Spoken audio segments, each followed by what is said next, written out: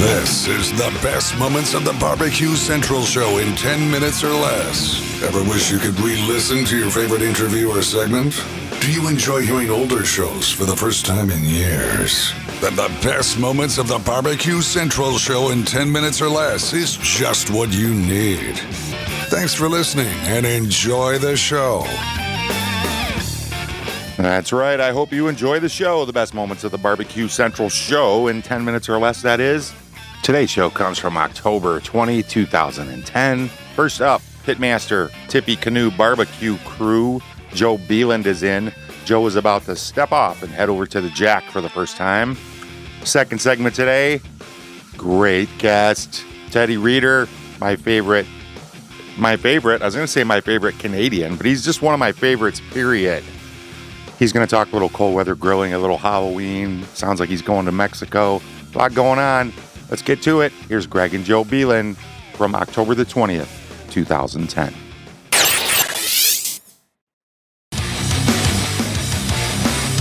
All right, my first guest tonight is heading down to the Jack Daniel's World Championship Barbecue Cook-Off, literally, where he will be giving it a go for the very first time this coming weekend. They are currently ranked 12th overall for the KCBS points race this year. Hails from a state that is quickly becoming known as one of the newest hotbeds of competition barbecue. So let's go ahead and race over to the phone. Punch up Pitmaster of Tippy Canoe Barbecue Crew, Joe Beeland. Joe, how are you tonight, buddy? Great, Greg. How are you tonight? I'm doing great. Thanks for asking. Joe, got a lot of things to cover here during the segment, so let's go ahead and get right at it. As I had mentioned there in the open, you're headed down to Jack Daniel's, but perhaps for the people that might not be as intimately familiar with you guys as some of the other guys on the competition barbecue circuit, where's the background and how you get in this whole competition barbecue scene, Joe? Oh, great. We're actually sitting at a truck stop in Nashville, so we're about an hour out. Been on the road about 12 hours, so been a long day, but it's been a great day. We're excited, ready to get rolling. We started cooking several years ago. We a bunch of our friends bought campers, so we had to follow along with that. Bought a camper, and about one day of sitting around the campsite, I decided, you know what, I can't do this much longer without something else to do. So ran uptown, bought a smoker, and that's kind of where it all started. Cooking for friends and family, and ate a lot of mediocre barbecue along the way, and thought we got pretty good at it. So we entered a backyard competition in the fall of 2008, and the guys who cook with me pretty regularly say, okay, we do well here, you've got to enter a real competition if we do well. So we won that competition, that backyard competition, and we entered 2 KCBS contests yet that fall, and kind of took off from there, created an animal, and it's grown from there. We cooked 16 contests last year, and this weekend will be the Jack will be the last of our events this year, and it'll be number 21, I believe, for 2010. So a decent amount this year. We're talking with Joe Beeland, Tippy Canoe Barbecue Pitmaster. Joe, I'm always fascinated by team names. Where does Tippy Canoe Barbecue Crew stem from? Well, when we first started this, we were struggling coming up with a name, and I wanted to do something a little different. And our oldest daughter, and nobody remembers the story, but her nickname for a long time when she was young was Tippy Canoe. We called her some version of Tippy Canoe or Tippy or something along those lines. So Tippy Canoe is my daughter. So if you see us along the contest trail, I'm not Tippy. That would be the pretty teenager walking around with me. There you go, Joe. What are you guys cooking on right now? We're cooking on backwoods smokers. That's really the first real smoker I had after experimenting with some of the Menards and Walmart brands. Was a backwoods party, and we've stuck with that. I've got a backwoods party I cook chicken on, and we're cooking the 3 other meats on a backwoods Fat Boy with the Guru. So love the cookers, love the Guru. Really do a great job for us. Joe Beeland is my guest. Joe, how did you guys actually qualify for the Jack this year? Well, we were taking a family vacation. My sister lives in California. We're in north central Iowa. My sister lives out in Los Angeles, and we decided that we'd go see her and do the Great American Family road trip, load up the kids, and then head across the country. And about the time my wife got that planned for the week, and we took our time off work, I happened to look at the KCBS website and saw there was an event near Salt Lake City, Utah. on the weekend we'd be coming home. And I looked at the map, and it was 60 miles out of the way to stop in Salt Lake City and cook this contest. And I did a little more research, figured out it was the only state championship contest in Utah in 2010. So it was going to be an automatic to the Jack. Couldn't pass up the opportunity. Put a couple posts out on the Barbecue Brethren, and about 18 hours later, I had all the equipment I needed. Stopped in on the way home from vacation on borrowed equipment, and was fortunate enough to come out of there with a win. Wow, awesome. Joe Beelan of Tippecanoe Barbecue Crew joining us here on the Barbecue Central radio show. Joe, as a team who has been having a very good year, as you guys have, what's your mindset for the Jack Daniels? You cooking like you would normally on any given weekend, or do you change it up because of how diverse the judging tent's palates are going to be?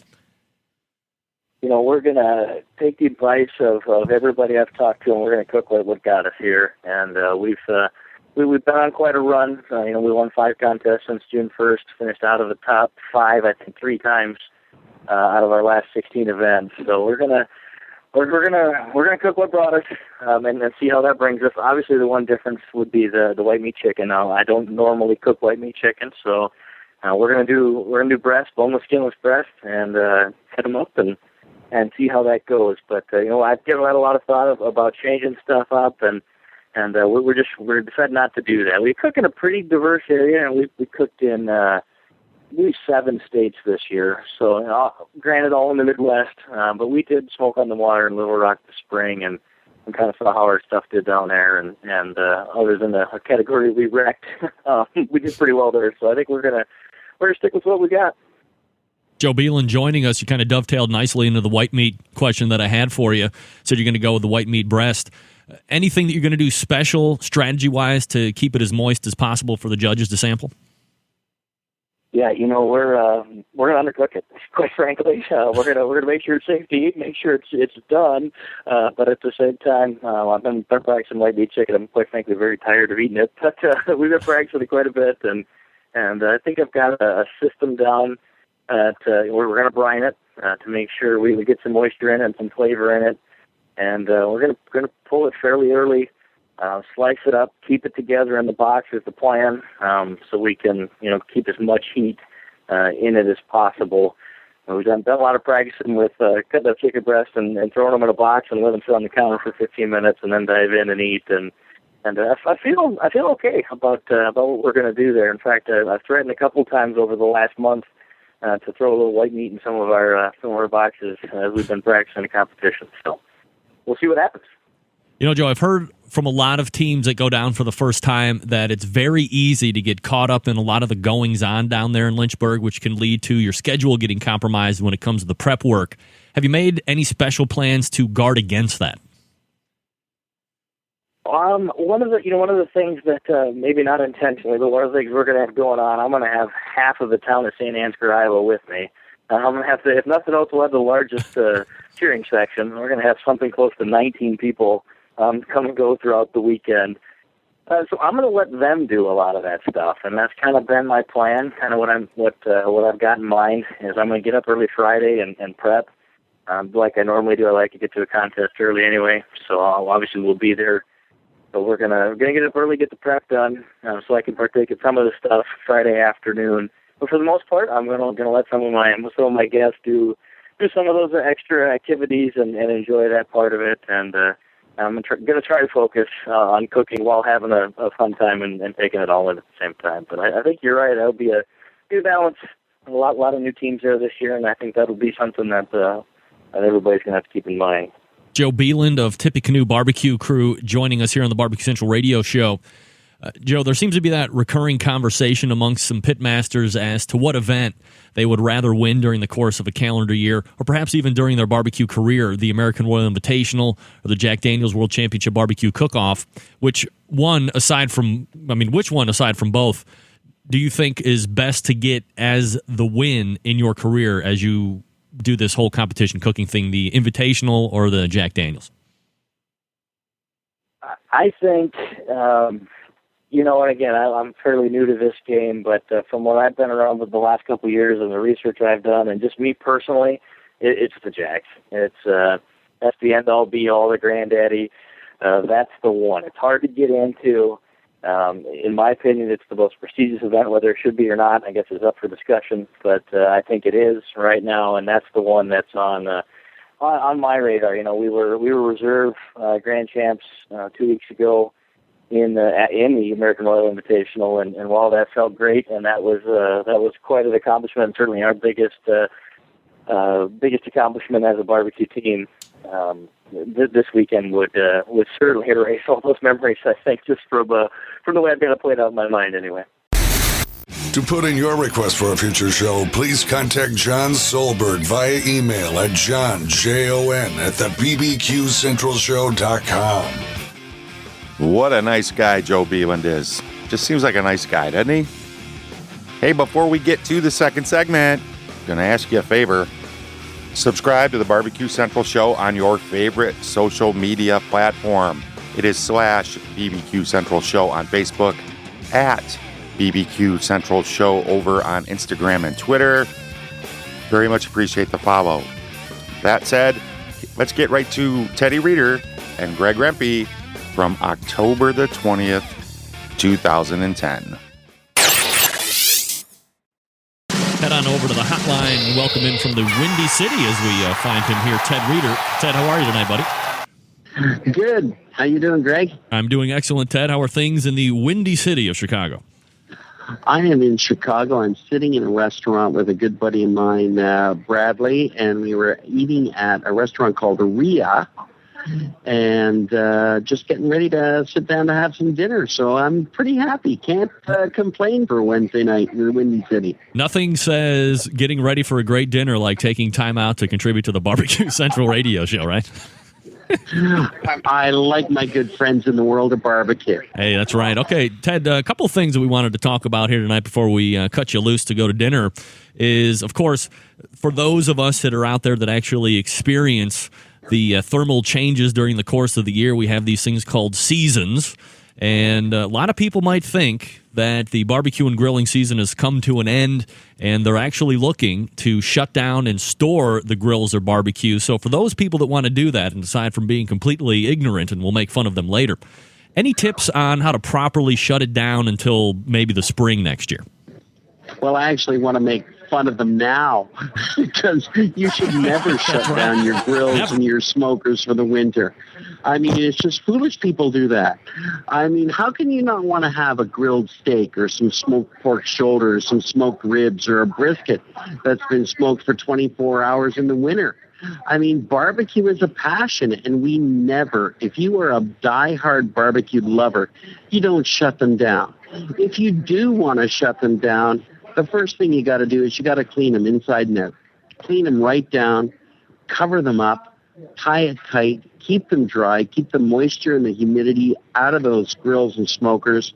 That's what you got to do. But the bottom line is it's a lot easier to keep them fired up and get out there. Put some long johns on, wear a toque, get some gloves, put on a couple layers of clothing, and get out in your backyard and fire it up. That's what it's all about. There is no shutting down in the world of barbecue. We are 365, 24/7, every day, in and out, fire it up, get it hot, smoke it up, and enjoy it. Ted Reeder joining us here on the show.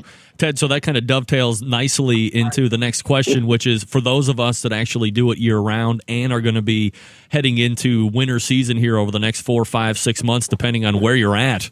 Cold weather grilling and barbecue tips, and I believe you just mentioned one with layering of the clothing as you're out there, but what are some other things we might want to keep in mind as the colder weather approaches? Well, for what I do, because I'm based out of Toronto, Ontario, Canada, and we get some pretty cold winters in the city of Toronto, I actually tent my backyard. I put a 500 square foot tent over part of the backyard that keeps the snow off of my grills and my smokers, so that it makes it just a little bit easier for me over the season to get out there and cook. And I just want to keep the snow off because the snow becomes a big deterrent. You see everything covered in snow, you don't want to deal with it. So I put up a tent, and I don't have to deal with the snow. I go out there at any time. I put some heaters in my tent, some propane heaters, so that it keeps me a little bit warmer. But I've decked out my garage, which is right off the back of my patio, where all my grills and smokers are. And in my garage, I got a couch. I got my beer fridge. I got my draft fridge. I got a flat screen TV and a DVD player. I've got everything that needs to be in there to make my life nice and simple. I got the music blaring, and I got the food cooking. And that's what you need to keep, is get it organized so that you make it nice and simple. When you're going to cook things, you want to be organized. And when you're cooking in the winter, keeping yourself nice and simple is the most important thing. Get it done fast and keep yourself warm. Also, propane heaters, electric heaters in your garage will keep you nice and warm. But never, ever, ever, ever smoke or grill indoors. Dangerous, you'll kill yourself. Carbon monoxide has been known to kill people, I've heard. Yeah, it's one of those things you just got to stay away from. Now, what do you have? Are there any things in specific that one would need to keep in mind, especially not so much with the propane, but with charcoal and colder weather? One thing is making sure that your charcoal stays dry.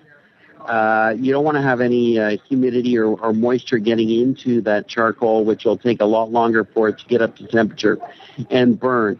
So I keep my charcoal, actually I move my charcoal into my basement where it stays nice. It's at a nice level temperature, and I'm not dealing with the cold. And then when I put it in my charcoal chimneys, I get a nice fire burning nice and quick and hot, and then it's just going from there. You need to regulate. You may have to check that fuel source and add more charcoal as you need throughout the winters because of the cold. It may burn down a little bit faster. But bottom line is, keep it dry. It's going to burn just fine in the wintertime. Ted Reeder joining us here on the show. TedReeder.com is his website. You can check out all the products that he has to offer, and there are quite a bit of products out there, so be sure to check that website out. Ted, we have Halloween coming up here in roughly a week and a half time. Any particular recipes that you fancy for this particular time? Do they even have Halloween up in Canada, for crying out loud? Oh, yeah, we have Halloween, but actually I'm going to be in Mexico, so we're going to talk a little bit about what I'm going to be doing while I'm sitting on the beach in Playa del Carmen, relaxing on the sand and having some fun with my family, because it's quite important, that you take a bit of a vacation and rejuvenate. So for this year's Halloween, while I'll be in Mexico, it will be a tequila night. We're going to put aside my favorite friend called Jack Daniels, who I truly, truly love and believe is the best beverage on the face of the earth.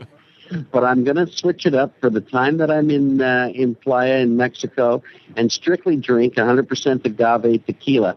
Now, I don't believe in margaritas. I believe in just straight shots of tequila because it goes straight through the system and gets you feeling good. Now, we do candy, and I've planked Twinkies in the past. Right. But while in Mexico, there's some sweet things that you want to do. But I'm going to base things around avocado. And I'm going to take some avocados, I'm going to cut them in half, I'm going to stuff them with crab and shrimp and Caribbean-style lobster. And I'm going to bake them on the grill. And I'm going to dive in, and that avocado is going to be moist and creamy and hot and just sweet. And I tell you, avocado as an aphrodisiac, the sex will be unbelievable on top of that all. Sex therapist. So once you get into that, that's all you need to know. That's right. Sex therapist Ted Reeder joining us here on the show. So any other Southern Mexican type recipes that you can share with us that you might be getting into while you're down there? Well, I'm going to be focusing on a lot of, I've been to Mexico a few times, and I've enjoyed, and then what I like is the fresh seafood. I love my chili and my hot sauce. In fact, this past week I was canning at home, and I'd smoked off half a bushel of red jalapenos, made my own chipotles, and then I took maple syrup, Canadian maple syrup, by the way, straight from the province of the Belle Province of Quebec, and I made a maple chipotle barbecue sauce that is absolutely wicked. Now, this is not available online. This is just something that I make for friends and family. And Greg, you're going to have to send me your address, and I'll send you down a jar of this barbecue sauce that's made from the jalapenos. That is actually a concentrate. You pour this in, you add a few things to it, some ingredients, and you twist it and you change it, and you make it into what you want it to be. but it is a barbecue base. And I'm going to take those treats and I'm going to take them with me to Mexico, and I'm just going to cook what's fresh, what's local, and what comes to mind. And there's no plan. It's freewheeling, and I'm going to go with the way of the agave and the tequila. There you go, and I'm going to get you my address, ASAFP. And again, this is Ted Reeder. TedReeder.com is his website. Ted, I appreciate you taking time out for the show tonight. I'll turn you loose and go have that dinner, and we'll talk to you again next month. Thank you, Greg. Everybody out there, just make sure that when you're grilling, when you're barbecuing, you're having a super great time. And take it easy. Low and slow is the way to go, and a shot of Jack just makes it go even better. All right, Dad. Take care, buddy. Thank you. Bye-bye. There he is. What can you say about that guy? He's a beauty. He's a classic. I'm going to have Ted Reeder Hour coming up here in a future show. You can guarantee it. Love Ted Reeder. That guy's going to be making... I found that avocado is one of the coolest things ever. If I can get avocado in something, I'm going to do it. My wife makes an avocado compound butter that we make aside with our steak, and it's freaking fantastic. There you go. There's Teddy Reeder right after Joe Beelan. Get yourself a toque. That's a hat, by the way. Warm hat. Typically a knitted hat, I believe. We don't have toques here. We're very close to Canada, but we don't have any toques. I'm going to get a toque. I'm going to send Teddy Reeder an email and go, hey, what kind of toque should I buy? Keep grilling. There's no off season. Follow the Barbecue Central Show on social media. There is no off season. No off season of barbecue and grilling. All right, I'm rambling. I'm going to jump out of here. Thank you so much for listening to the show today. Until next time on the best moments of the Barbecue Central Show in 10 minutes or less, I am your host, John Solberg. I look forward to talking to you again soon.